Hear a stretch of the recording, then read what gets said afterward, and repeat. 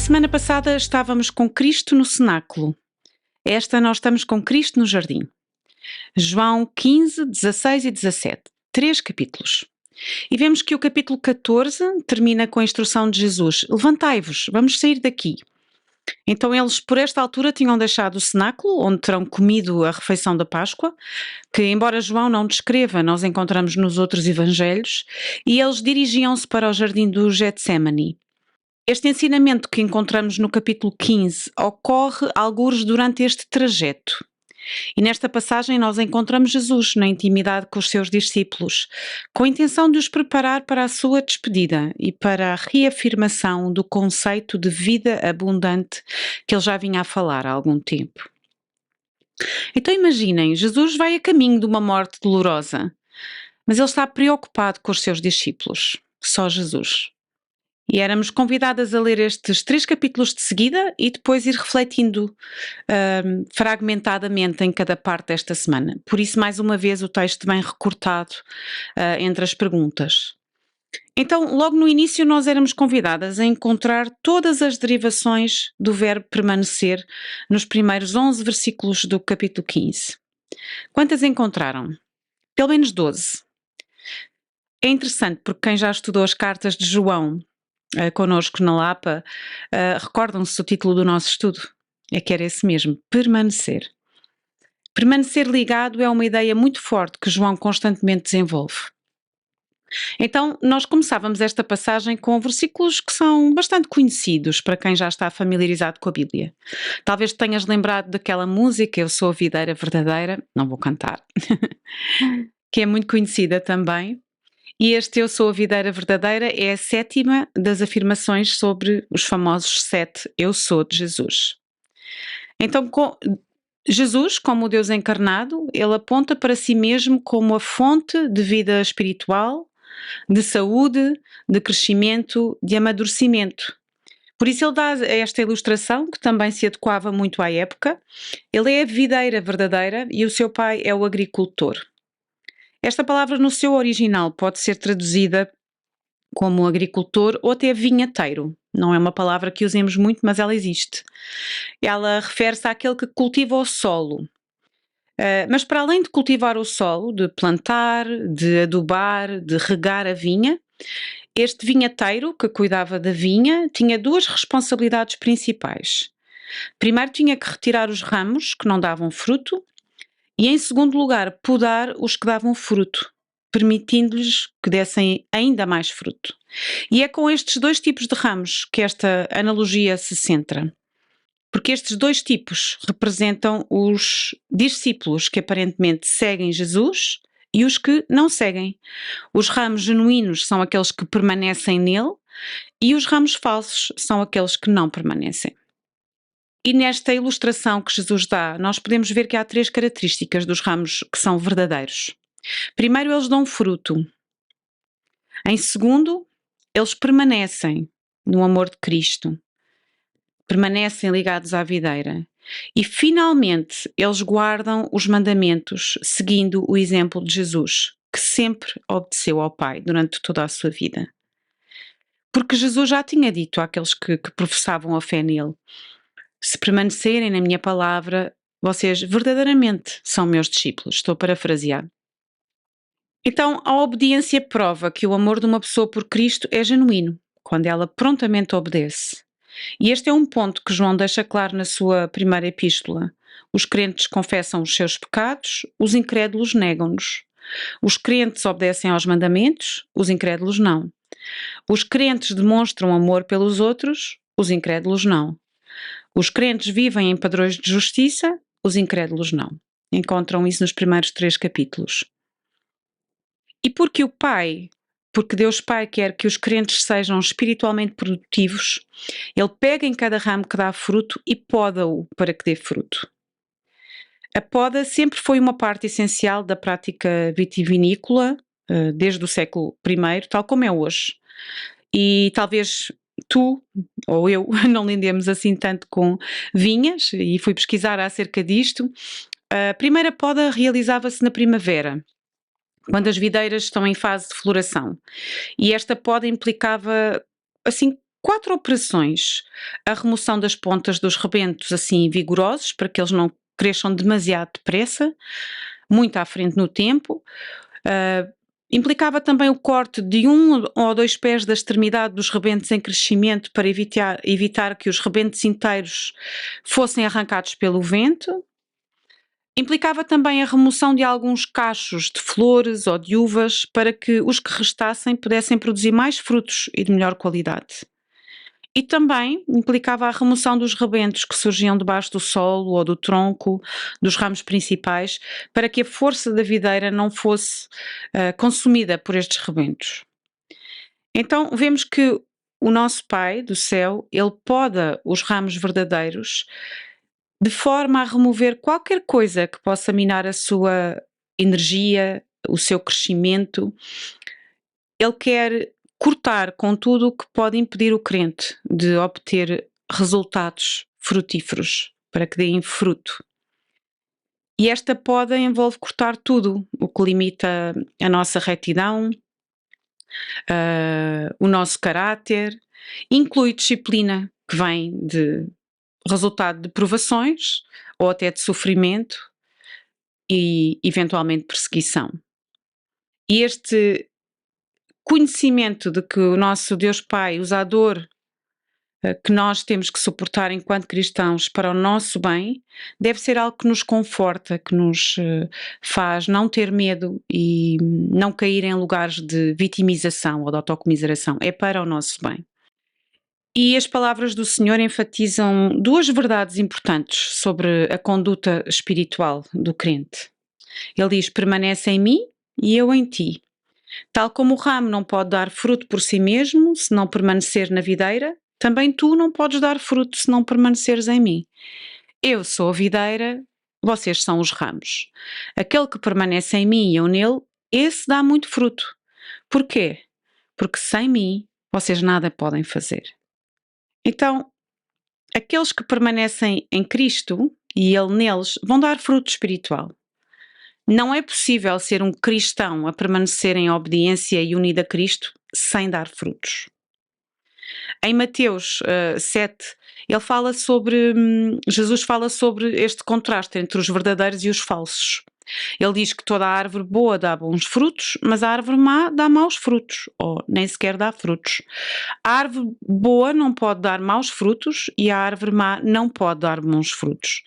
Toda a árvore que não dá bom fruto é cortada e lançada ao fogo.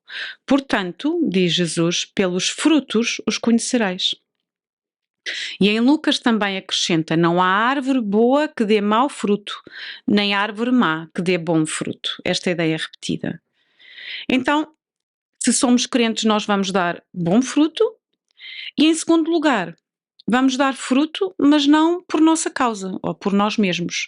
Porque ele diz claramente, Jesus, assim como a vara não pode dar fruto por si mesma, se não permanecer na videira, assim também tu, se não permaneceres em mim. Eu sou a videira, vocês são os ramos, aquele que permanece em mim e eu nele, esse dá muito fruto, porque sem mim nada podem fazer.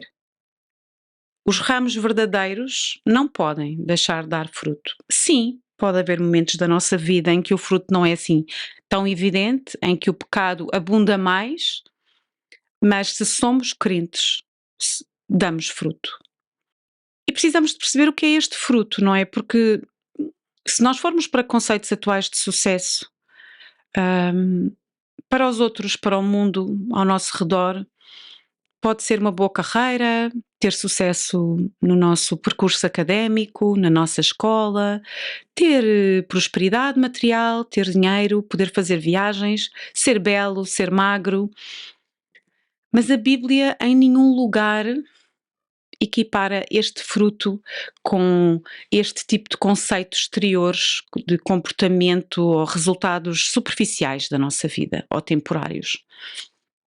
As Escrituras definem fruto em termos de qualidades espirituais e por isso éramos remetidas à famosa carta aos Gálatas, no capítulo 5.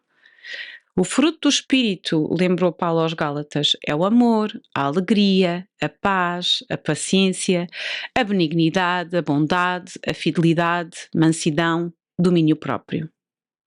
Então, Estes traços que vêm de Cristo marcam aqueles através dos quais ele está ligado. E, finalmente, a Bíblia define fruto como aqueles convertidos ao Evangelho. Não o fruto artificial de crentes superficiais, mas discípulos genuínos que permanecem na videira verdadeira. Lembram-se no capítulo 4 de João, no episódio com os samaritanos, ele referindo-se aos samaritanos que vinham até ele da aldeia de Sicar e que mais tarde, sabemos, iriam acreditar nele. Jesus disse: o que ceifa já está a receber o salário e a colher o fruto para a vida eterna, de modo que se regozijam juntos o que semeia e o que ceifa. E Jesus declara sobre a sua morte: em verdade te digo, que se o grão de trigo caindo na terra não morrer, fica ele só, mas se morrer, dá muito fruto. Então, outra promessa, outra bênção que vem na promessa de Jesus é: se permaneceres em mim e as minhas palavras permanecerem em ti, pede o que quiseres e ser-te-á feito. E esta promessa é uma promessa forte e ela pressupõe o cumprimento de condições. É uma promessa condicional. Primeiro, a oração que Jesus promete atender deve ser feita em seu nome. Isto é, de acordo com a sua pessoa e vontade, para que ele possa atendê-la. E segundo, a promessa é apenas para aqueles que permanecem em união com Cristo. Podemos concluir que os ramos verdadeiros têm o privilégio de viver vidas que glorificam a Deus. O meu Pai é glorificado por isto, disse Jesus aos discípulos, por vocês darem muito fruto e assim provarem ser meus discípulos. A razão de nós existirmos, de todo o mundo existir e ter sido criado, é para o quê? Para a glória de Deus. Então, viver uma vida que traz glória a Deus é o maior privilégio e dever do crente. Somente aqueles que estão em união com Cristo podem glorificar a Deus. E Jesus prometeu ainda que aqueles que permanecem nele experimentarão o seu amor. Tal como o Pai me amou, disse Jesus, também eu te amei a ti. Permanece no meu amor, permanece. E a maneira de permanecer é como? É guardar os seus mandamentos, tal como Jesus guardou os mandamentos do seu Pai e permaneceu no seu amor durante a sua vida. A obediência justa é a chave para experimentar a bênção de Deus. A bênção suprema, para a qual todas as outras contribuem, é a alegria plena e completa. O Senhor promete dar aos crentes a sua alegria, a alegria que Ele partilha na comunhão que tem com o seu Pai. Ele diz: estas coisas vos tenho dito, para que a minha alegria esteja em vós e a vossa alegria seja completa.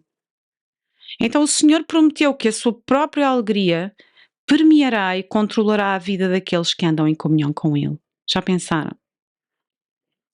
E prosseguindo nesta cena, temos o famoso mandamento do amor. Jesus está prestes a deixar os seus discípulos e Ele quer garantir que eles permanecem unidos uns com os outros por causa da união que têm com Ele. Ele quer que eles se amem como Jesus os amou. Porque Jesus os amou, eles podem ter este amor que só vem dele. Eles são seus amigos se lhe obedecerem. E há aqui esta transição em que, a partir deste momento, Jesus diz que os seus discípulos não são mais servos, mas amigos. E eles, nós, hoje, podemos ser amigos de Jesus porque foi Ele quem nos escolheu para este relacionamento. Porque há aqui uma inversão dos costumes da época. Normalmente, os discípulos aproximavam-se de um rabino que queriam seguir. Aliás, hoje não é muito diferente. Se queremos fazer um mestrado, um doutoramento, procuramos um orientador, alguém que possa ensinar, orientar, guiar. E era assim também nesta época. Mas é interessante porque os discípulos não escolheram Jesus. Foi Jesus que escolheu os seus discípulos.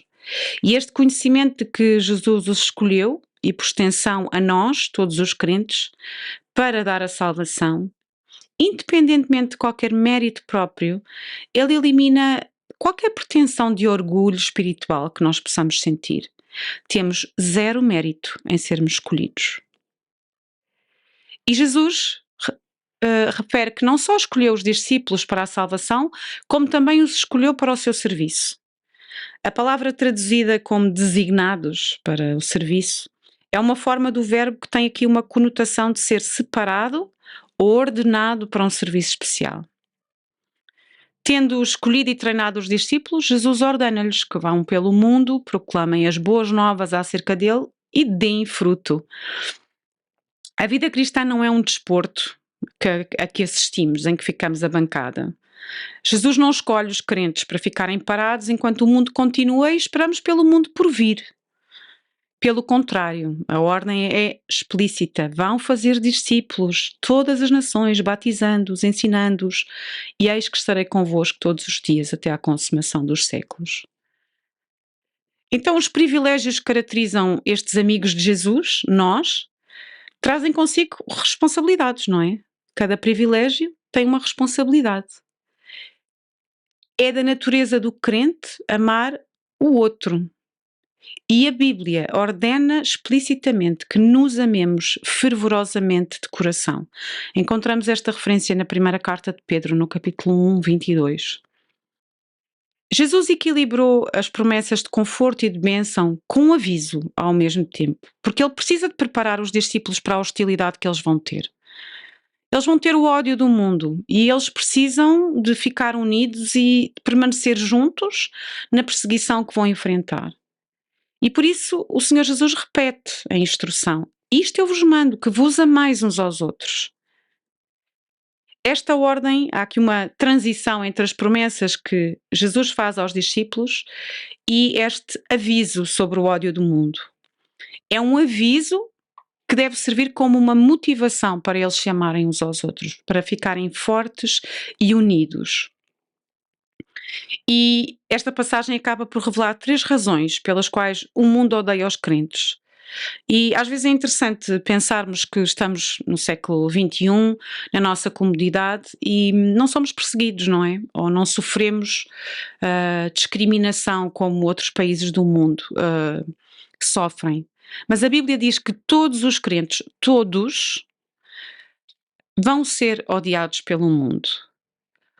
Porquê? Porque o mundo rejeita aqueles que não fazem parte dele, porque o mundo odiou Jesus, vai odiar-nos, e porque o mundo não conhece Deus. Daí a nossa responsabilidade, que nós deveríamos passar a mensagem. Jesus avisou diversas vezes que os cristãos iriam ser marginalizados, criticados, perseguidos, porque isso já estava a acontecer consigo, iria continuar a acontecer até à sua morte. E Jesus aqui vai oscilando, não é? Trazendo notas de encorajamento. Mas vocês vão ser marginalizados, vão ser perseguidos, mas vocês não vão ficar sozinhos, ok? Vocês vão ter a companhia do meu Espírito. Ele queria, por um lado, alertá-los para a verdade, ao mesmo tempo que queria que eles se sentissem sem medo e confiantes. Era importante para Jesus que os seus discípulos não se sentissem abandonados por ele. O mundo vai odiá-los, sim, porque odeia Jesus. Isso faz parte do plano do seu Pai. Era importante eles entenderem estas verdades e terem-nas bem consolidadas e que confiassem que a companhia do Espírito iria capacitá-los para tudo o que eles tivessem de enfrentar. Assim, Jesus, depois de descrever o testemunho do Espírito Santo, diz aos discípulos: tu também vais dar testemunho. Estas duas coisas estão inseparavelmente ligadas. Uma vez que é o Espírito que capacita os crentes a testemunharem efetivamente ao mundo acerca de Jesus. Esta capacitação do Espírito é vital para o cristão dar testemunho. E o Senhor instrui os discípulos a permanecerem em Jerusalém até à vinda do Espírito, que sabemos que foi no dia de Pentecostes, porque o Espírito iria capacitá-los. São referidas diversas vezes no Novo Testamento, uma delas em Romanos, que é no poder do Espírito que Paulo pregou plenamente o Evangelho de Cristo. É o Espírito que capacita. Os apóstolos estavam então qualificados para testemunhar sobre Cristo porque eles tinham estado com ele desde o início do seu ministério. E quando a igreja primitiva mais tarde procura um substituto para Judas, Pedro diz aos que estão reunidos em Atos 1: é necessário, pois, que dos homens que nos têm acompanhado em todas as ocasiões em que o Senhor Jesus entrou e saiu do meio de nós, desde o batismo de João até ao dia em que dentre nós foi levado, um deles seja testemunha connosco da sua ressurreição. Hoje nós não somos testemunhas oculares da ressurreição de Cristo, nem da sua vida, como estes discípulos foram. Mas somos chamados a apontar as pessoas às verdades que são reveladas na Bíblia. Estas verdades chegaram até nós hoje e nós podemos demonstrar o poder da sua vida e da ressurreição nas nossas vidas quando nós damos fruto. E quando Jesus inicia o capítulo 16, é João a escrever, mas é Jesus a falar, ele diz: Eu vos tenho falado estas coisas. Estas coisas referia-se à hostilidade no mundo. E diz que disse estas palavras para que eles não tropecem. E este verbo tropeçar está ligado a um substantivo que se refere literalmente à vara de uma isca numa armadilha. O termo aqui refere-se a uma ilustração que Jesus dá ao facto dos discípulos poderem ser apanhados desprevenidos como um animal quando cai numa armadilha. Então, se Jesus não os tivesse avisado da perseguição que iriam enfrentar, eles poderiam ter ficado chocados e sentirem-se a cair nesta armadilha. E a fé deles poderia ter vacilado. E por isso Jesus faz questão de alertar constantemente entre a perseguição que eles vão ter e a necessidade de permanecerem ligados. E os acontecimentos que vão ocorrer daqui a nada, no relato do Evangelho, mostram que este aviso do Senhor Jesus foi muito pertinente.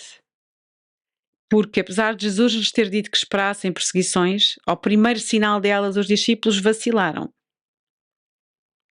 Então, no caminho do cenáculo para o Getsemane, Jesus diz-lhes: Esta noite todos vós caireis por minha causa, porque está escrito: Abaterei o pastor e as ovelhas do rebanho se dispersarão. Está em Mateus. E mais tarde, naquela noite, quando Jesus foi preso, tudo isto se confirmou. Alguns podem se questionar porque é que Jesus advertiu os discípulos para não tropeçarem se ele sabia que eles iriam tropeçar. Jesus sabia o que ia acontecer.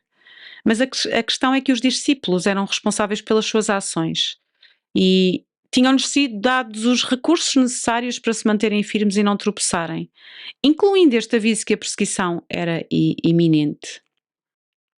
E o Senhor continuou a descrever algumas das perseguições específicas que eles iriam enfrentar nos tempos que se seguiriam. Um deles, por exemplo, ser expulso da sinagoga, era algo sério, porque significava mais do que simplesmente ser proibido de assistir aos serviços religiosos. Aqueles que eram afastados da sinagoga eram afastados de toda a vida religiosa, social e até económica da sociedade judaica. Eram considerados traidores do povo de Deus e enfrentavam a consequência de perderem as suas famílias, os seus empregos e outras mais graves. E alguns, sabemos, pagariam com a sua própria vida este assumir. Então, por Jesus enfatizar estas coisas sobre a perseguição que se aproximava, a tristeza encheu o coração dos discípulos. Os pensamentos deles não estavam centrados no que este momento significava para Jesus, mas no que significava para eles, a perda que eles iriam ter. A tristeza dos discípulos, assim, olhando à distância, parece-nos assim um pouco injustificada. Eles iriam, Jesus tinha prometido que eles não iriam ficar sozinhos, que iriam ter o Consolador, que o Espírito Santo viria, que lhes daria a vida eterna, que os iria instruir, mas eles vacilaram. E há uma justificação, não é? Que Jesus dá em relação ao Espírito Santo. Existe sempre aquele dizer, não é? Jesus teve de subir para o Espírito descer. E há pelo menos duas razões nos comentários que li pelas quais o Espírito Santo não veio enquanto Jesus não subiu. Primeiro é porque o ministério do Espírito na nossa vida é revelar a pessoa, as obras de Cristo. E até que Cristo terminasse a sua obra de redenção na cruz, isso não era possível. Era necessário que ele morresse, ressuscitasse e ascendesse aos céus. E segundo, o Pai dá o Espírito à Igreja para vindicar o seu Filho ao completar a obra da salvação através da sua morte e ressurreição. No sermão do dia de Pentecostes, Pedro, depois de se referir à morte e ressurreição de Cristo, ele disse: tendo sido, pois, exaltado à destra de Deus e tendo recebido do Pai a promessa do Espírito Santo, derramou isto que vedes e ouvis. Durante a sua encarnação, vemos que o Senhor Jesus não agiu por sua própria iniciativa, mas sempre com a vontade do Pai. E vemos também que na unidade que a Trindade tem, o Espírito também não vai falar por sua própria iniciativa, mas dirá tudo o que ouvir. Tal como o Filho, o Espírito age sempre em completa harmonia com o seu Pai. A liderança do Espírito nas nossas vidas vai ser sempre consistente com a vontade revelada de Deus na Bíblia. Não dissociamos uma da outra. O Espírito nunca vai levar-nos a violar os princípios da palavra de Deus. Quando ele fala através das Escrituras que ele próprio inspirou. Aliás, nós lemos nas cartas do Novo Testamento que enchermos-nos do Espírito começa com deixarmos habitar em nós a palavra de Cristo. Daí a importância do estudo da palavra, enchermos-nos da palavra de Cristo para que o Espírito fale. A espada do Espírito é a palavra de Deus. Há pouco tempo vimos isso também através do estudo da armadura de Deus, não foi? E depois temos no verso 16 esta frase assim, um pouco enigmática, que Jesus diz: um pouco e já não me vereis, mais um pouco e me vereis. Há muitos debates sobre que momentos é que Jesus está a falar e os próprios discípulos não entendem e eles começam a dizer uns aos outros: o que é isto que ele está a dizer? Um pouco e não me verás, um pouco e já me vais ver. Não sabemos o que é que ele está a falar, o que é que ele está a dizer. Eles estavam assim um pouco desnorteados, não é? Tinham dificuldade em entender a realidade que Jesus ia morrer. E agora ele diz: deixam-me de ver e depois voltam a ver. Estas declarações pareciam assim meio que contraditórias. Há um comentador do século XIX, que eu não sei dizer o nome, mas vou tentar, Frédéric Louis Godet, creio que é suíço, resumiu bem esta ideia da perplexidade dos discípulos. Ele diz assim: onde para nós tudo é claro, para eles tudo é misterioso. Porque se Jesus quer fundar o reino messiânico, por que é que se vai embora? Se não o quer, por que é que ele vai regressar? Estas questões. Jesus sabia que os discípulos tinham dúvidas e que queriam questioná-lo, e Jesus procura aliviar e confortá-los na sua tristeza e até na sua ignorância. E ele diz: vocês estão a discutir isto sobre o que eu disse? E diz, começa novamente com: em verdade vos digo. Vemos que os seguidores de Jesus iriam em breve chorar e lamentar a sua morte. Mas o mundo iria alegrar-se com esta aparente derrota. Mas esta alegria dos inimigos seria de curta duração. Porque quando Jesus ressuscita, vemos mais tarde, eles recusam-se a acreditar. Então inventam à pressa um esquema para encobrir a ressurreição, subornam os soldados para espalharem a mentira que o corpo de Jesus tinha sido roubado enquanto eles dormiam. E depois, mais tarde, não é? Os líderes judeus tentam desesperadamente impedir os apóstolos de pregarem a ressurreição. A perseguição acontece. E vemos que enquanto a alegria do mundo pela morte de Cristo iria converter-se rapidamente em desespero e em desânimo, com os discípulos iria ser exatamente o contrário. Esta tristeza pela morte de Jesus iria transformar-se em alegria e confiança na sua fé, a ponto de eles darem as suas vidas por ele. E há aqui um detalhe, também que li no comentário de A. Carson, que ele diz: o Senhor não estava a dizer que o acontecimento que lhes causava a tristeza seria substituído por um acontecimento que produziria alegria, mas sim que o mesmo acontecimento, a cruz, que lhes causava a tristeza, ela mesma seria a causa da sua alegria. Estas sombras de tristeza e de dor que a cruz trazia desapareceram no momento da ressurreição de Jesus e mais tarde na vinda do Espírito no dia de Pentecostes. Esta luz, esta companhia do Espírito faz com que os discípulos vejam a cruz de uma perspectiva correta, trazendo-lhes esta fonte inesgotável de alegria. Paulo diz na sua carta aos Gálatas também que eu nunca me glorie a não ser na cruz do nosso Senhor Jesus, pelo qual o mundo foi crucificado para mim e eu para o mundo. A cruz é o fundamento de toda a alegria cristã, porque ela é a base da nossa redenção. E depois há uma ilustração que Jesus dá aqui, que é para, para as mulheres que já passaram por gravidez e por parto, é, é relativamente fácil de compreender, porque ele fala do acontecimento que inicialmente causa a dor, mas que acaba por trazer alegria ao parto. Diz que, no entanto, depois que a mulher dá à luz a criança, ela não se lembra mais da angústia pela qual passou. A intensa angústia e o sofrimento do trabalho de parto desaparecem diante da alegria consumidora de uma criança ter nascido ao mundo.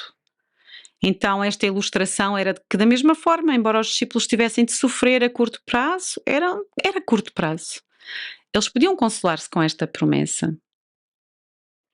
E saber que, a partir desse momento, os discípulos podiam pedir qualquer coisa ao Pai em nome de Jesus, por causa de Jesus. E esta é uma afirmação que Jesus repete mais do que uma vez. Orar em nome de Jesus. E o que é orar em nome de Jesus? É pedir qualquer coisa? Não. É orar por aquilo que é consistente com as verdades que a Cristo ensinou, daí a necessidade da sua palavra. E viver em obediência e dependência dele para nos encher e capacitar, de forma a que ele seja glorificado. Esta oração era nova para os discípulos. Eles agora estavam habituados a pedir as coisas diretamente a Jesus ou então oravam ao Pai. Mas Jesus agora dá esta instrução: pede e receberás, em meu nome. Mesmo perante a aproximação da sua morte, Jesus está preocupado com a ansiedade dos seus discípulos. Então ele promete-lhes que esta dor vai resultar numa profunda alegria e que a companhia do Espírito Santo seria garantida. A declaração do Senhor, vou deixar o mundo outra vez e vou para o Pai, completa este resumo no versículo 28. E a resposta dos discípulos é uma resposta nova. Dizem qualquer coisa assim: eis que agora falas claramente e não usas figuras de linguagem. Há aqui uma sugestão que finalmente eles começam a compreender. O plano da redenção estava a começar a tornar-se claro. O tempo em que o Senhor lhes falaria assim claramente aproximava-se. Ele já lhes tinha falado da sua origem, da sua missão, da necessidade de regressar ao Pai, do amor do Pai por eles e do acesso deles ao Pai através dele. E Jesus já o tinha feito diretamente, sem usar nenhuma ilustração, nenhuma parábola, nada. E eles dizem confiantemente: agora sabemos que tu sabes todas as coisas e não precisas de ninguém para te interrogar. Por isso cremos que vieste de Deus. É muito mais do que uma afirmação de apreço deles pelo ensino do Senhor. Eles estão realmente a afirmar a sua divindade. Este representa assim o culminar do reconhecimento dos discípulos de Jesus como o Filho de Deus, o Messias. João Calvino observa assim: os discípulos certamente ainda não entendiam completamente o que Cristo tinha estado a dizer, mas embora eles ainda não fossem capazes disso, este mero cheiro refrescava-os, não é? Porque estas perguntas que eles começavam a compreender iam ter a sua revelação completa com a chegada do Espírito no Pentecostes. E quando eles dizem isso, conhecendo o coração deles, Jesus diz-lhes: creem agora? Então, esta pergunta de Jesus revela que a fé dos discípulos era genuína, mas ainda era um pouco imatura. A triste realidade, lemos nos Evangelhos, é que em apenas algumas horas todos eles se iriam dispersar pelas suas casas e o deixariam sozinho. Mas vemos também que eles fraquejaram, mas depois que o Espírito veio, eles proclamaram a verdade sobre Jesus, apesar de intensa perseguição. E sabemos também que, embora os discípulos deixassem Jesus sozinho, ele não estaria sozinho. O Pai estava com ele, à exceção daquele momento terrível em que o pecado na cruz iria ser levado.